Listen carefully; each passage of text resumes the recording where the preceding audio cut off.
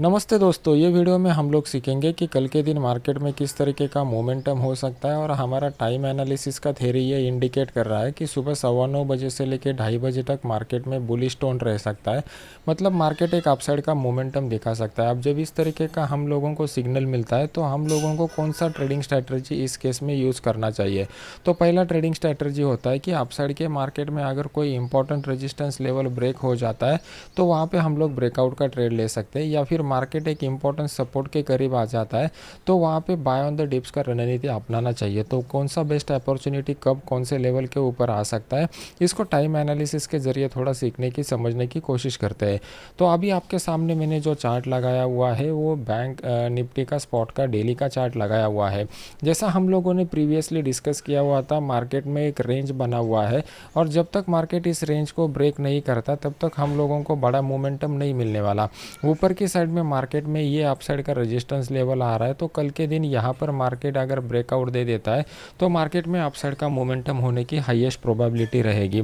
Market में हम लोग कल के दिन जो है वो कल के दिन डाउन साइड मोमेंटम के बारे में नहीं सोचेंगे, क्योंकि हमारा टाइम एनालिसिस उस तरीके से इंडिकेशन नहीं दे रहा है।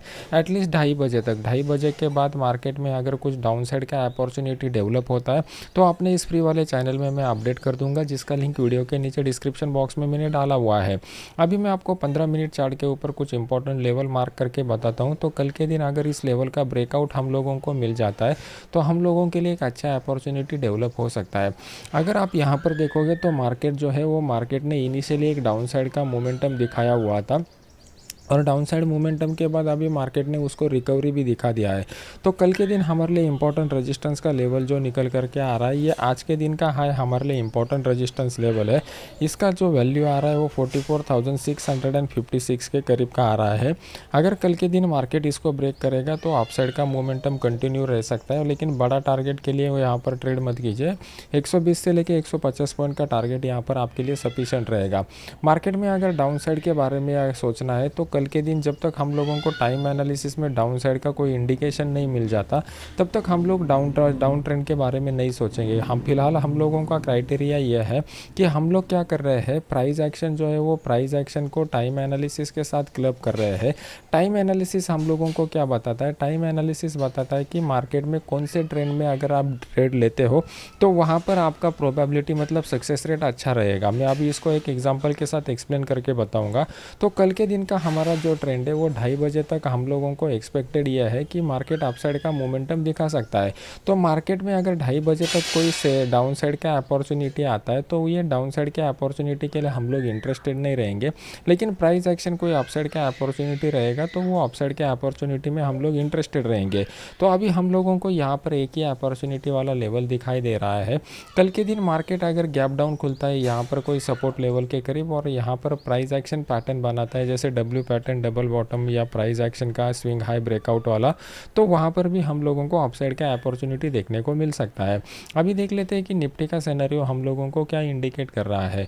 अभी आपके सामने मैंने निफ्टी का डेली चार्ट लगाया हुआ है। डेली चार्ट का सिंगल कैंडल का एनालिसिस हम लोगों को ये बताता है कि आज के दिन मार्केट गैप अप के साथ ओपन हो गया, मतलब मॉर्निंग में एक पॉजिटिव सेंटीमेंट के साथ मार्केट ओपन हो चुका था। लेकिन जैसा हम लोगों ने मार्केट में डिस्कस किया हुआ था कि मार्केट जो है वो 9:30 से लेकर 1:30 तक डाउन साइड का मोमेंटम दिखा सकता है।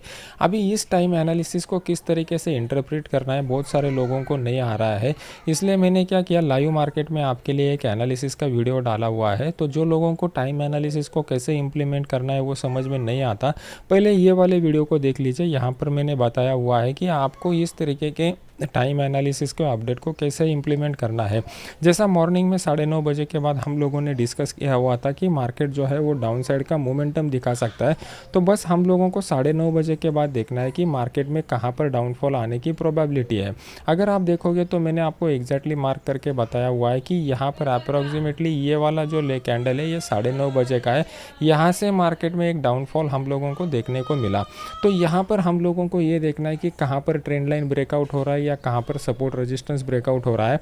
और यहाँ पर प्राइस एक्शन भी हमें उस तरीके का सिग्नल देता है जो हम लोगों को टाइम एनालिसिस के थ्रू देखने को मिला था, तभी जाके यहाँ पर हमारे लिए अपॉर्चुनिटी क्रिएट हो सकता है। फिर उसके बाद अगर आप देखोगे तो मार्केट ने यहाँ पर कंटिन्यूसली अपसाइड का मोमेंटम दिखाया, तो इस अपसाइड के ट्रेड में हम लोग इंटरेस्टेड नहीं रहेंगे। हमारे लिए मार्केट में इंपॉर्टेंट है कि दोनों का सिंकिंग कब हो सकता है।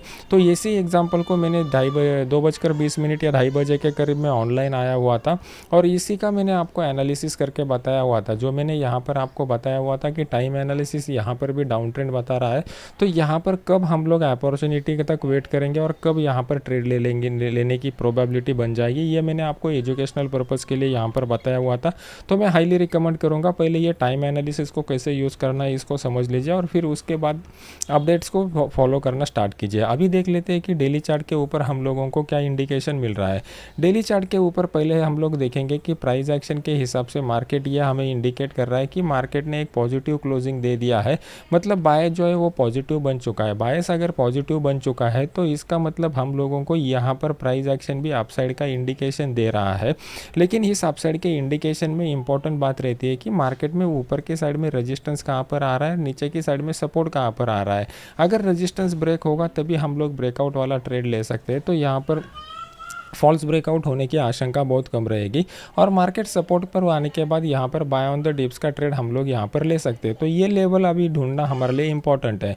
तो प्राइस एक्शन के लिए हम लोग जाएंगे 15 मिनट चार्ट के ऊपर। अभी आपके सामने मैंने 15 मिनट का चार्ट लगाया हुआ है।